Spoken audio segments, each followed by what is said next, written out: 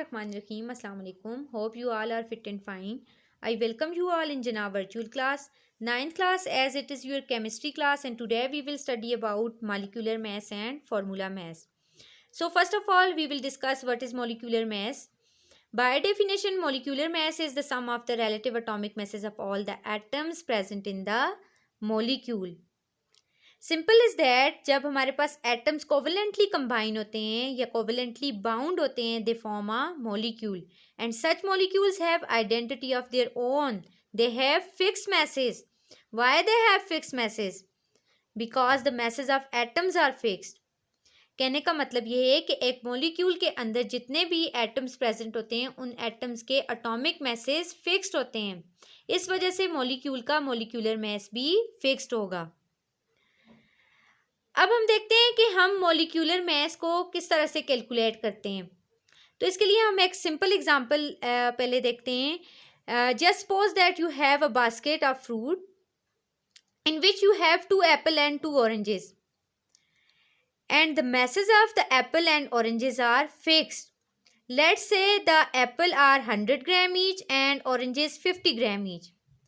Then 100 plus 100 is 200 and 50 plus 50 is 100. So the total mass of the fruit in basket is would be 300 gram. ठीक है. Simple way में मैं आपको ये कहना चाह रही हूँ कि एक मॉलिक्यूल में जितने भी एटम्स और जिस किस्म के भी एटम जितनी काइंड्स के भी एटम्स प्रेजेंट होंगे उन एटम्स के एटॉमिक मास को हम नंबर ऑफ एटम्स के साथ क्या कर देते हैं, मल्टीप्लाई कर देते हैं. फिर हमारे पास जो भी मैस आता है उसको आपस में प्लस करके जो आंसर आएगा वो हमारे पास क्या होगा, मॉलिक्यूलर मैस होगा. ठीक है. हम एक एग्जांपल देखते हैं, उससे समझते हैं कि इथेन का हम लोगों ने मॉलिक्यूलर मैस फाइंड करना है और इसका फार्मूला है हमारे पास C2H6, यानी कि 2 कार्बन और 6 हाइड्रोजन प्रेजेंट है इसमें. और हमारे पास एक कार्बन का जो एटॉमिक मैस है वो 12 है और इसी तरह एक हाइड्रोजन का एटॉमिक मास 1 है. तो मॉलिक्यूलर मास हमने फाइंड करना है इथेन का. तो हम कहते हैं molecular mass of ethane is equal to 2 into atomic mass of carbon plus 6 into atomic mass of hydrogen. 2 कहाँ से आया हमारे पास, इस फार्मूला से आया, यानी कि 2 एटम्स जो हैं वो कार्बन के प्रेजेंट हैं तो इसलिए हम 2 को मल्टीप्लाई कर देंगे कार्बन के एटॉमिक मास के साथ. फिर इसी तरह 6 को मल्टीप्लाई कर देंगे हाइड्रोजन के एटॉमिक मास के साथ. क्यों? क्योंकि 6 एटम्स हमारे पास हाइड्रोजन के प्रेजेंट हैं. तो जब हमने 2 into atomic mass of carbon which is 12 multiply किया तो हमारे पास 24 आया और 6 इंटू 1 किया तो 6. अब इन दोनों को आपस में सम अप किया तो जो आंसर आया वो 30 एटॉमिक मास यूनिट है. तो 30 atomic mass unit is the molecular mass of ethane. जब हम इसको ग्राम्स में एक्सप्रेस करते हैं तो ये हमारे पास ग्राम मॉलिक्यूलर मास हो जाएगा. For example 30 gram is the gram molecular mass of ethane. Now this was about the molecular masses which are covalently bound. Now come toward the formula mass. By definition, the sum of the atomic masses of the ions present in formula unit of an ionic compound is called formula mass. When you have ionic compound, do you know ionic compound do not have any molecule? Ionic compounds are formed when some atom lose their electrons and some gain these electrons. The ones that lose the electrons become positively charged and the ones that gains the electron become negatively charged. And due to opposite electrical charges, they attract each other. And since they attract each other, they remain together. The formula that we get of an ionic compound is actually the ratio between the negative and positive charges. For example, sodium chloride, NaCl. Charge on sodium is +1 and charge on chlorine is -1. So for every sodium there should be a chloride ion. Therefore, what's the maximum ratio? 1:1.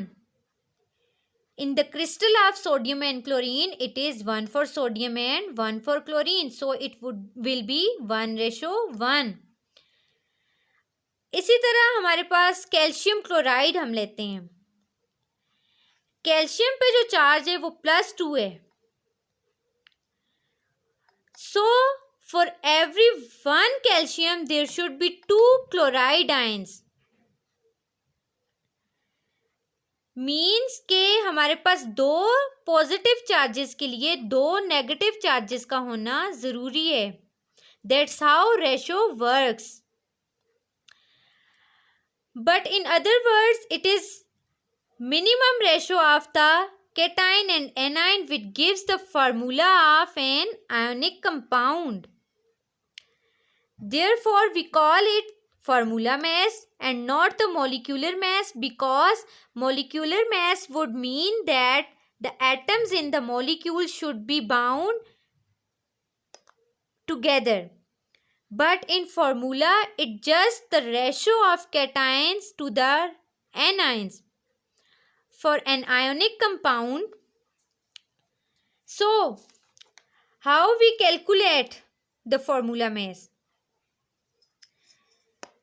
अब हमने sodium chloride का formula mess calculate करना है, तो हमारे पास method जो है वो बिल्कुल इसी मेथड से होगा. ठीक है, जैसे हमने मॉलिक्यूलर मैस फाइंड किया था. Formula mass of sodium chloride is equal to 1 into atomic mass of sodium plus 1 into atomic mass of chlorine. यानी कि इस फार्मूला में सिर्फ सोडियम का एक एटम और क्लोरीन का एक एटम इन्वॉल्व है. तो सोडियम का एटॉमिक मैस 23 है. 23 into 1 is equal to 23 plus उसी तरह से रहेगा. अब क्लोरीन का जो एटॉमिक मैस है वो 35 है. 35 इंटू 1 35. सो इन दोनों को प्लस किया तो हमारे पास जो आंसर आया वो 58 एटॉमिक मैस यूनिट है. So the method of calculation is same, but you should understand that it's not called the molecular mass for the ionic compounds. It's called the formula mass because there are no molecule in ionic compound. So this is all about the molecular mass and formula mass. If you have any confusion or any question related to this topic, you can ask in group. Thank you. Allah Hafiz. Inshallah, we'll meet you again.